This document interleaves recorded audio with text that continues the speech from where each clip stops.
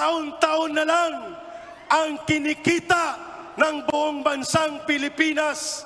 Halos 80% pinagpaparti-partihan lamang ng 13 na pamilya. 13 families lang ang nagpapartida sa halos 80% ng kaban ng bayan natin. Hunger for power. It will divide the nation. Ang pinakasentro at pinakasimple na agendang tinutungtungan ng pagiging senador ni Pastor Kibuloy sa Republika ng Pilipinas ay siyang dahilan kung bakit sa loob ng 100 taon mahigit ng politika sa Pilipinas patuloy na nalulugmok sa kahirapan ang milyong-milyong Pilipino dahil bulok at kurakot ang namumuno sa gobyerno maliban sa panahon ni Rodrigo Duterte. May exemption yun.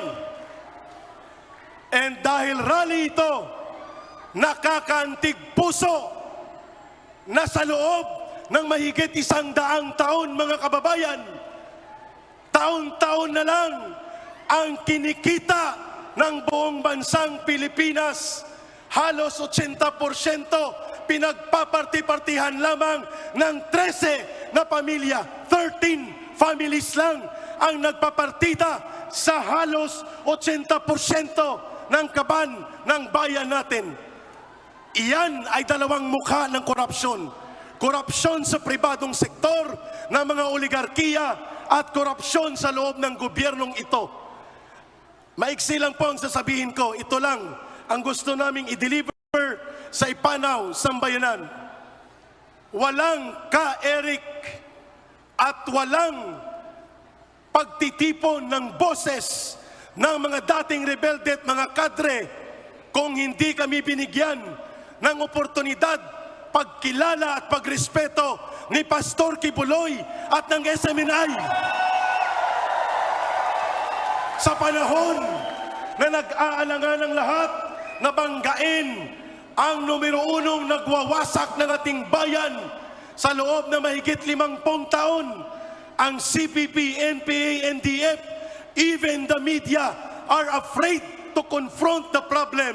Kaya hindi po ganun ka-popular ang National Task Force to End Local Communist Armed Conflict, subalit may isang taong pribado na galing Davao ang nanindigan at kanyang itinaya at nagsakripisyo para sa bansang ito upang labanan, tapusin at lubusang mawala ang numero 1 salot sa ating bayan na nagpahirap sa ating mamamayan. Ang CPP, NPA, NDF, walang iba, si Pastor Kibuloy at ang laban kasama ang bayan. Ito'y laban ng mamamayan kasama si Pastor Kibuloy.